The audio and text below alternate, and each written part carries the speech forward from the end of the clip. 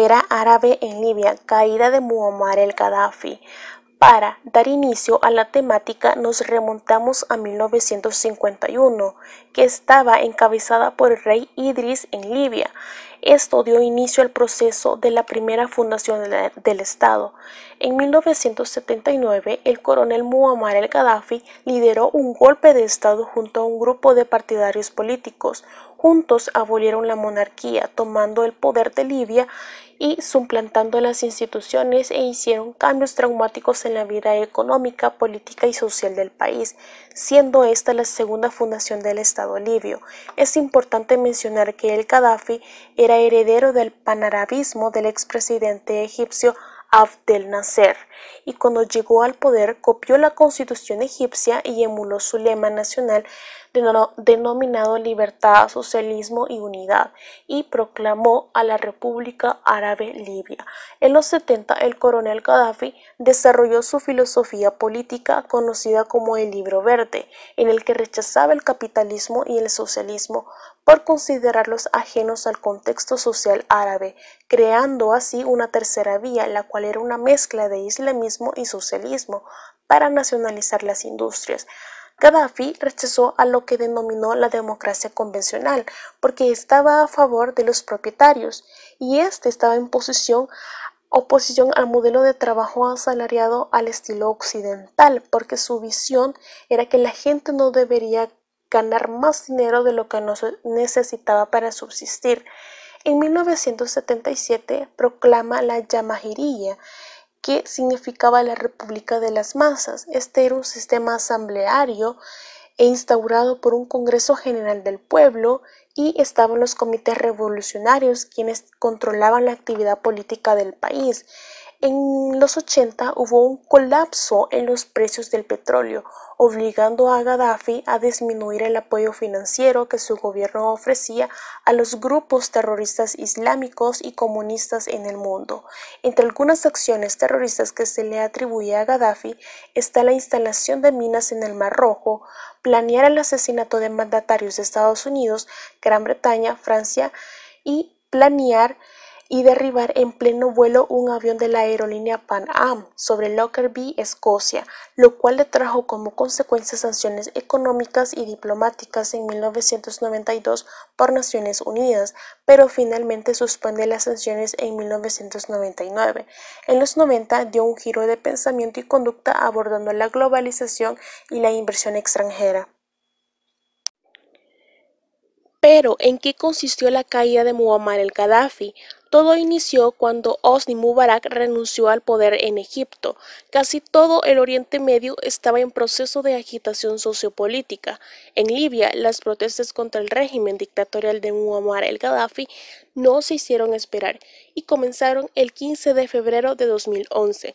Al principio parecía que los rebeldes llegarían pronto al poder, pero Gaddafi reagrupó sus fuerzas y estuvo a punto de aplastarlos hasta que intervino la OTAN con poderosos bombardeos a favor de los rebeldes. De esta manera, las protestas se intensificaron, ya que se organizaron las fuerzas opositoras, dirigido por el Consejo Nacional de Transición CNT, el cual nació el 27 de febrero de 2011 y fue quien recibió el reconocimiento de Naciones Unidas en septiembre del mismo año.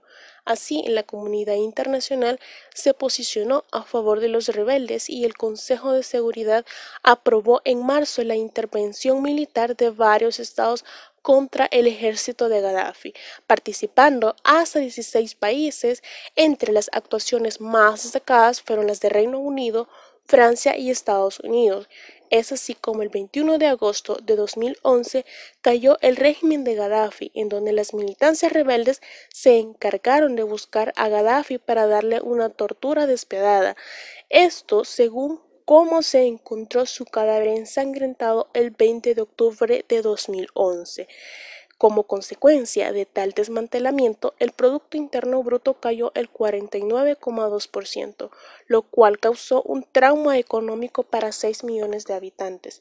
Dadas las circunstancias, la situación política tenía que estabilizarse, y fue así como en 2012 se celebraron unas elecciones para formar el Congreso General de la Nación, CGN, pero terminó siendo un órgano disfuncional, incapaz de hacer frente a la problemática de las milicias, quienes no cedieron a la finalización de su poder. Por ello, el general Khalifa Haftar lanzó la llamada Operación Dignidad para derrocar al CGN y celebrar unos nuevos comicios que formasen una Cámara de Representantes.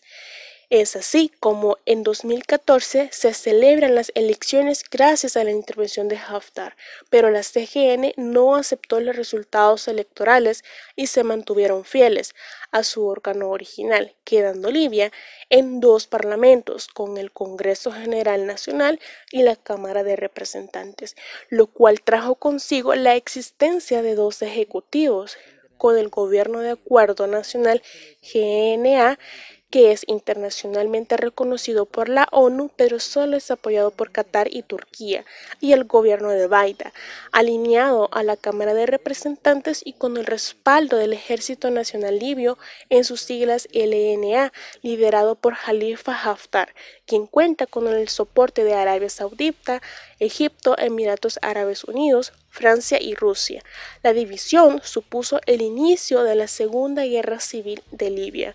Finalmente, en 2016, la ONU, en su intento por estabilizar Libia, apoyó la formación del Gobierno de Acuerdo Nacional, en sus siglas GAN, con el objetivo de integrar ambos gobiernos y así acabar de forma pacífica con el conflicto, pero esto no fue realizado y solo fue un fracaso.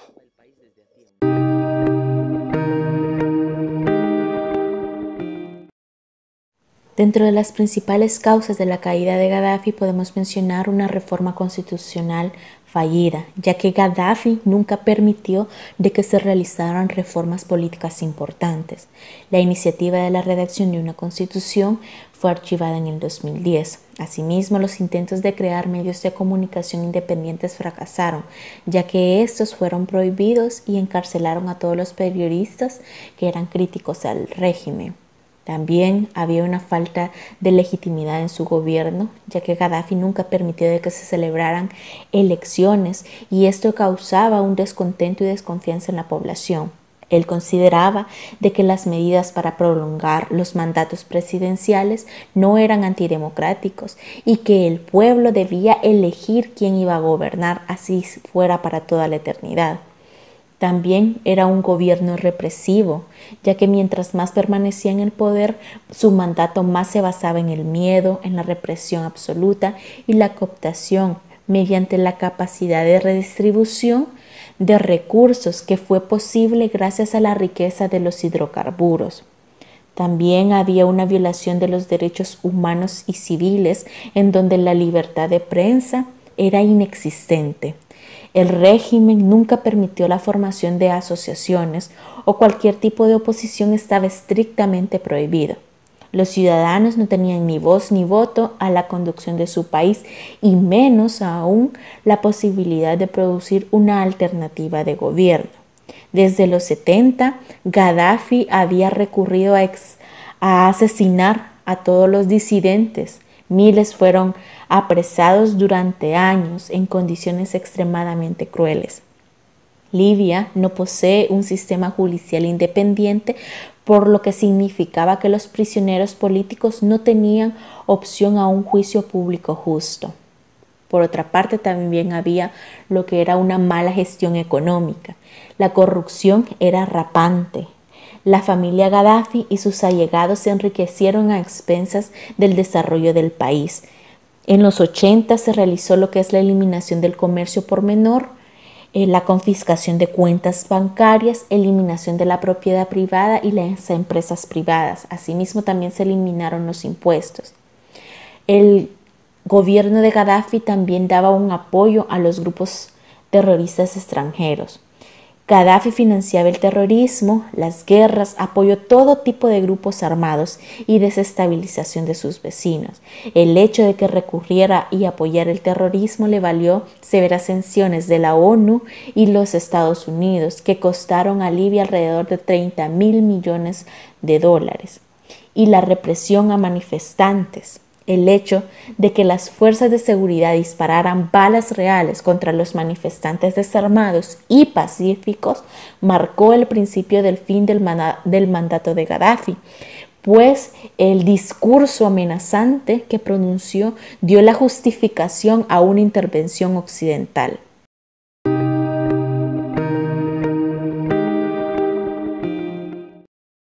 Dentro de los principales actores intervinientes en el conflicto se encuentra el Consejo de Seguridad de las Naciones Unidas, quien el 17 de marzo del 2011 adoptó la resolución 1973, en la cual se impuso una zona de exclusión aérea y se autorizó a toda la comunidad internacional a que ocupara todo medio necesario, salvo la ocupación extranjera, para proteger a los civiles. También la OTAN representó un papel importante con sus bombardeos, ya que llevaron a la situación hasta un punto irreversible que frustró cualquier posibilidad de una solución política, dejando ver gradualmente que la intención ya no era proteger a los civiles, sino más bien provocar un cambio dentro del régimen. Francia, por su parte, fue el principal motor de intervención. Francia pretendía recuperar el liderazgo regional dentro de la Unión Europea. Al parecer, Francia estaría buscando reafirmar su papel de líder europeo en política exterior y de seguridad, en contraposición al papel que estaba jugando Alemania económicamente. El Reino Unido fue el primer país que puso sobre la mesa la posibilidad de una zona de exclusión aérea y trabajó estrechamente con Francia para que fuera posible la aprobación de la resolución del Consejo de Seguridad, la cual iba a llenar de legalidad a la misión en Libia. Italia, por un lado, no se quería entrometer para no romper los vínculos y su relación que tenía con el régimen de Gaddafi, ya que ante un escenario de participación del país es más posible que siguiera controlando esa zona importante del territorio libio. Fundamentalmente también la región de Tripolitania. Pero también, por otro lado, el gobierno de Roma tampoco quería dejar de explorar canales de diálogo con los rebeldes libios para así poder fortalecer su papel y defender sus importantes intereses en la región, en el nuevo gobierno que pudiera asentarse. Alemania no había visto con buenos ojos el activismo que había tenido Francia y Gran Bretaña de liberar toda esta intervención militar. Sin embargo, no se puede excluir que también tenía muchos intereses económicos en esta zona. Asimismo, Turquía tenía dos objetivos de favorecer la intervención. Primero, la obtención de influencia en todo África y segundo, el acceso a recursos energéticos. Como tercer objetivo, también tenía una competencia regional con Egipto en esta zona. Y como cuarto, la delimitación de los espacios de soberanía en el Mediterráneo Oriental.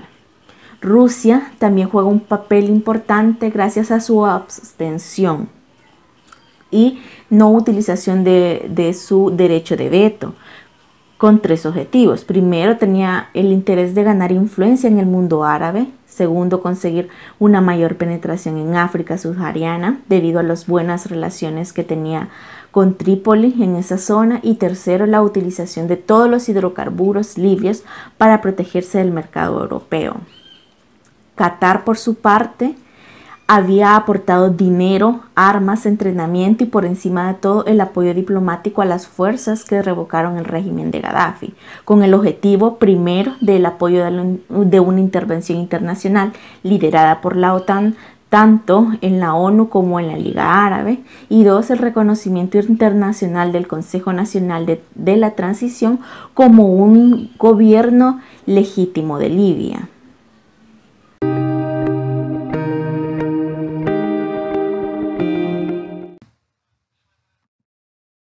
Problema étnico, religioso, político. En 1969, con la llegada de Gaddafi al poder, los clanes y tribus existentes aumentaron su incidencia política, pues Gaddafi no solo integró a algunos jefes tribales en su gobierno, sino que además practicó la estrategia de dividir y reinar. Selectivamente marginaba a unos clanes al mismo tiempo que privilegiaba a otros. Por tanto, la caída de Gaddafi supuso la ruptura del status quo impuesto en Libia entre los clanes y el orden preestablecido, lo que generó una tensión entre los diferentes grupos en la búsqueda de una posición del dominio de un nuevo orden. La violencia étnica en Libia es dramática. Por ejemplo, las milicias de Misrata expulsaron a sus vecinos negros por haber apoyado a las tropas de Gaddafi. Los mirretis, comerciantes orgullosos, detestaban a Gaddafi. En cambio, sus vecinos de Tuarga, descendientes de los esclavos llevados a Libia desde el siglo XVIII, le estaban agradecidos, puesto que el dictador mejoró sus condiciones de vida. En un intento de agrupar las distintas organizaciones paramilitares que habían combatido a Gaddafi y también a su favor, el Ministerio de Defensa logró agrupar a las milicias locales más poderosas en una estructura única, a la que denominó Fuerzas del Escudo Libio, poniéndolas bajo su nómina y dividiéndolas en 3 áreas geográficas. Libia, bajo el mando de Gaddafi, se había vuelto un socio geopolítico crucial para el occidente, por el abasto de petróleo y el control de la inmigración ilegal. Libia es el último ejemplo de la maldición de los recursos, pues esos recursos naturales la han llevado en los últimos 10 años a 2 guerras civiles, la segunda de las cuales aún no ha finalizado, para la lucha por el control del combustible. La obsesión de los actores por el petróleo ha convertido a Libia en un polvorín, donde lo único que está a salvo es el carburante. La guerra civil en Libia ha tenido consecuencias desastrosas en términos humanitarios, económicos y geopolíticos, que ha generado una pesada carga para las naciones vecinas por la llegada de refugiados. Pero problemas más graves, como la compra de sofisticadas armas robadas de los arsenales libios por Al-Qaeda del Magreb Islámico, inevitablemente agravará la inestabilidad de la región del Sahara-Sahel, pero también aumentará el tráfico ilegal de armas y drogas, por no hablar de las actividades terroristas. Desde el inicio, el conflicto suscitó el temor de que se interrumpiera el abasto de petróleo, pero también de que hubiera una inmigración masiva a Europa. Como se pronosticó, los precios del petróleo se dispararon tras la intensificación de la rebelión, pero la muy temida migración de trabajadores africanos de Libia a Europa no ha ocurrido. En cambio, dichos trabajadores han ido a los países vecinos de Libia, lo cual sin duda implicará el progresivo deterioro de las relaciones de Libia, no solo con los países europeos, sino también con las naciones del norte de África subsahariana.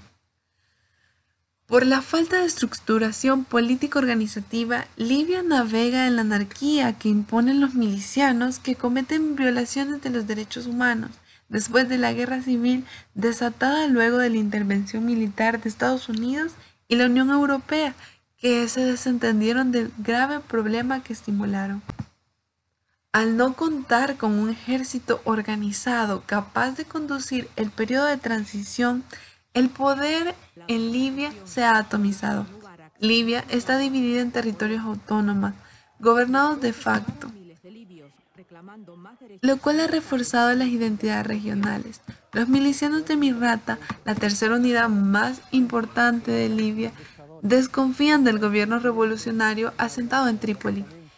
Pero en esta última se encuentra la única institución que puede exportar petróleo de forma legal, ahogando la liquidez de estas milicias, al tiempo que corta la cadena de producción de gas y petróleo, golpeando severamente la economía. Los pobladores orientales, con importantes refinerías de petróleo, quieren obtener una tajada justa de los beneficios del petróleo, y algunos dirigentes políticos regionales respaldan la idea de un estatuto de autonomía para el oriente de Libia.